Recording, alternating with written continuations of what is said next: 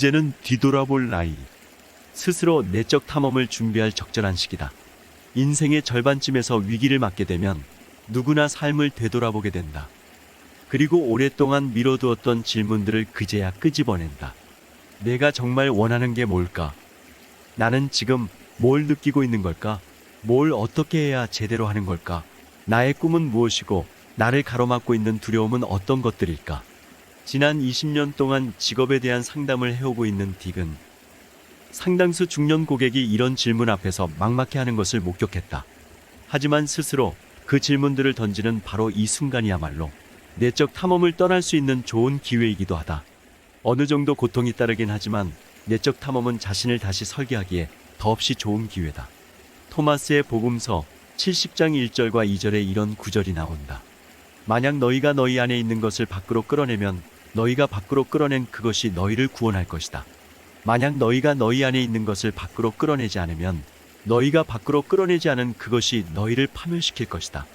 많은 사람이 지금까지와는 다른 방식으로 자기 일을 설계하고 바람직한 삶과 성공에 대해 새로운 해석을 모색하고 있다.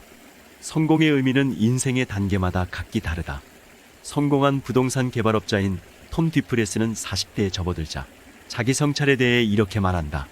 지금 나에게 가장 중요한 것은 인간관계와 경험입니다. 젊었을 때는 이것저것 열심히 끌어모으기만 했죠. 성공적인 라이프 스타일을 만들어가는 데에만 정신이 팔려 있었던 겁니다.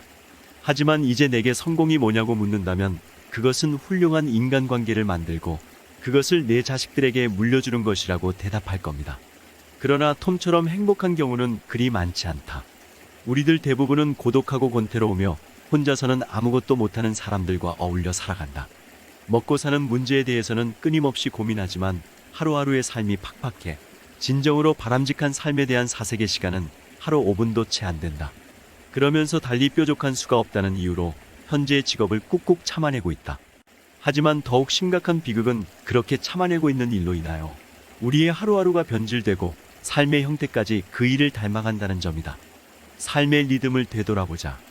대다수 직장인이 주말에는 그럭저럭 한가하고 월요일에는 우울하며 수요일까지는 헐떡거리고 금요일이 되어서야 주말이 다가왔음을 신에게 감사해야 하는 쳇바퀴 리듬에 갇혀 있다.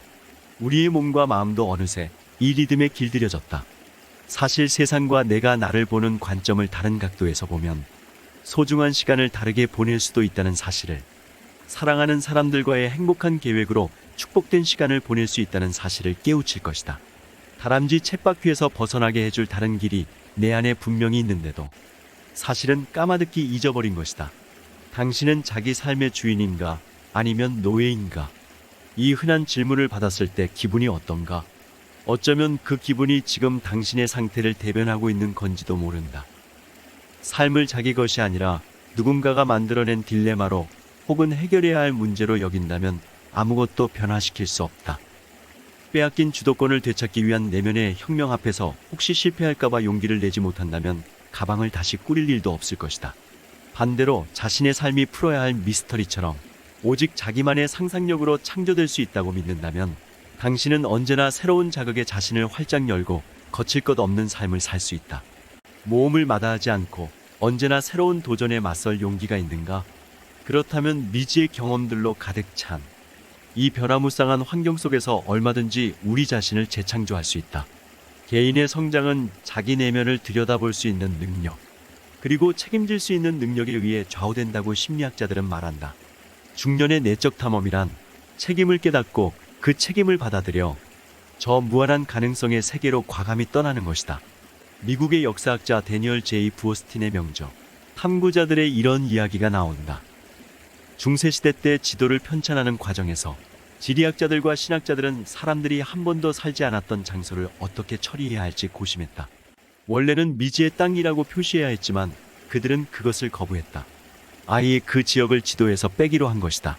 사람들에게 알려지지 않은 땅이 많다는 사실을 인정하기보다는 세상의 범위를 좁혀 생각하는 편이 더 안전하다고 판단했기 때문이다. 그들의 판단은 어떤 결과로 이어졌을까? 이러한 결정으로 인하여 인류의 탐험 역사가 수색이나 늦춰진 것이다. 모든 모험은 내적 탐험이기도 하다. 새로운 땅을 찾기 위해 아무도 가본 적 없는 곳으로 떠나기 위해서는 먼저 마음과 영혼을 향해 내적 여행을 해야 한다. 바람직한 삶이라 불리는 이상향으로 떠나기 위해서도 이와 비슷한 내적 탐험이 필요하다. 우리가 걷고 있는 길의 지형을 조사하고 지도 위에 표시해야 한다. 이처럼 계획된 내적 탐험은 지금껏 해오던 방식이나 이제까지 걸어온 길을 무의식적으로 따르는 것과는 완전히 다르다. 그리고 이 내적 탐험이야말로 우리가 구하는 것을 찾을 수 있는 단 하나뿐인 길이다. 마음의 내적 탐험을 떠나려면 우리가 모르는 것을 미지의 땅이라고 솔직히 인정할 필요가 있다. 내적 탐험가들은 아직 알려지지 않은 것이 있다는 사실을 기쁘게 받아들이고 자기 영혼 안에 미지의 황무지가 있다는 것에 감사해야 한다. 박물학자 엘리엇 포터테는 황무지 안에서 세상은 오롯이 지켜진다고 말했다. 내적 탐험은 내면의 세계를 지켜내기 위한 적극적인 행동이기도 하다. 누구에게나 내면의 황무지가 펼쳐져 있다. 그리고 그 미지의 세계로 이어진 자기만의 길이 있다. 지도에 표시되지 않은 땅, 그런 미지의 땅이 없다면 살아있다는 짜릿한 느낌을 어떻게 맛볼 수 있겠는가? 내적 탐험을 떠나는 자들은 숱한 모험을 통해 성장해간다. 결국 삶의 목적은 성장하는 것이다. 어느 날 워크숍에 참가했던 한 중년 남자는 회사에서 쫓겨난 뒤 몇 년이 지나 대학 교수가 되었다. 그 몇 년 동안 그는 많은 일을 겪었다. 박사 학위를 얻기 위해 열심히 공부하면서 낮에는 친구의 가게에서 반나절씩 일을 해가며 생활비를 줄여나갔다. 그 시절을 회상하며 그는 눈물을 글썽였다. 나는 인생의 후반부를 새롭게 만들어 가려고 온갖 위험을 무릅썼습니다. 이제는 알 것 같군요. 성공과 성취는 다르다는 사실을 말입니다. 나는 성공은 했지만 성취한 건 없었습니다.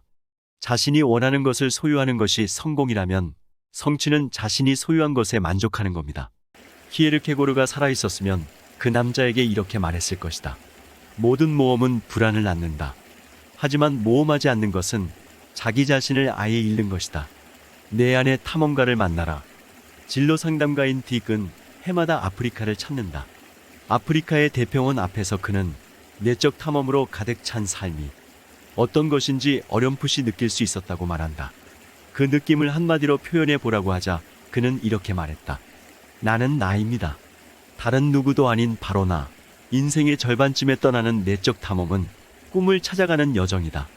자기 안의 모험을 통해 잊었던 나를 만나고 이제 무엇을 해야 할지 뿌리부터 이해하게 되기 때문이다. 내적 탐험이란 자신의 천직을 만날 때까지 계속해서 가방을 다시 꾸려가며 다양한 직업들을 경험해보는 과정이다. 이것은 머리에서 이루어지는 지적 여행이 아니며 한두 번 경험해보는 정신적 순례도 아니다. 매일매일 숨 쉬듯이 자연스럽게 실천하는 작은 떠남들이 큰 변화로 이어지는 것이다. 자연 속에 나를 잠시 내던져도 좋다. 명상을 하거나 기도를 할 수도 있다. 음악을 감상하고 그림을 그리고 여행을 떠나도 좋다. 아니면 그저 혼자서 시간을 보낼 수도 있다. 이 모든 작은 떠남들이 언젠가는 우리를 천직으로 이끌어 줄 것이다. 이 과정을 통해 우리는 마침내 전혀 다른 차원에 살아있음을 맛보게 된다. 자신의 천직을 발견하게 되는 것이다. 올리버 웬델 홈즈는 이렇게 말한다. 사람들은 대부분 자신의 고유한 노래를 자기 안에 간직한 채 무덤으로 간다. 안타깝게도 많은 사람이 평생 동안 일을 하면서도 커서 무엇이 되고 싶었는지 결코 알아내지 못한 채 무덤으로 간다. 인생의 절반에 선 그대, 무엇을 하고 싶은가? 존 윌리엄스는 하버드 대학교 출신으로 평생학습과 새로운 교육공학 분야에서 두드러진 업적을 이룬 인물이다. 그는 윌슨 교육회사의 고위 간부로 있으면서 변화와 리더십을 연구하는 이론가들과 함께 일했다. 상담가 딕은 존을 이렇게 기억한다. 그는 나의 오랜 친구이자 동료였지만 암투병을 하며 보낸 지난 18개월 동안 나의 고객으로 거의 매일같이 함께 지내왔다. 그는 암과 싸우면서도 미래에 대한 꿈을 잃지 않았다. 존의 투병 생활을 지켜보면서 나는 아프리카를 여행하며 마사이족과 함께 시간을 보내던 호기심 많고 생기발랄한 그의 모습을 종종 떠올리곤 했다. 어느 날 그는 침대에 누워 이렇게 말했다. 이복의 딕, 이제 서서히 작별을 해야 할 것 같군. 나는 그의 손을 잡은 채 우리가 함께했던 많은 일을 이야기하며 울고 웃었다. 그는 창밖을 응시하면서 아직 시력이 남아있는 한쪽 눈으로 뭔가를 보려고 애쓰면서 말했다. 나는 늘 신이 어떤 계획을 갖고 있을 거라 생각했네. 나로 하여금 이 세상에서 뭔가 특별한 일을 하게 할 계획 말일세. 하지만 난 정말이지 그게 뭔지 하나도 알아내지 못했어. 내가 커서 어떤 사람이 되고 싶었는지 정말 아무것도 알아내지 못했네. 그 말이 비수처럼 내 가슴을 찔렀다. 그는 내게 자네는 잘해낼 거야 라고 격려해 주었고 우리는 한참 동안 같이 울었다. 그는 또 이렇게 말했다. 뭔가 조금이라도 세상을 바꿔놓을 때까지 녀석들을 밀어붙이게. 그리고 놈들이 빠져나가지 못하도록 꼭 붙들어두게. 다음날 그는 세상을 떠났다. 워크숍 때 우리는 종종 이런 말을 하곤 한다. 임종을 맞이하는 순간에 더 많은 시간을 사무실에서 보냈더라면 좋았을 걸 하고 후회하는 사람은 아무도 없다. 존이 그토록 알고 싶어 했던 신의 계획을 당신은 찾을 수 있다. 당신으로 하여금 이 세상에서 뭔가 특별한 일을 하게 할 신의 계획을 찾으려면 삶이 선사하는 그 모든 가능성을 향해 마음을 활짝 열어야 한다. 그럼 언젠가는 신이 당신을 부르는 소리를 듣게 될 것이다. 오늘은 여기서 이만 줄일까 합니다. 평온하시고 행복한 하루를 보내시길 바랍니다. 감사합니다.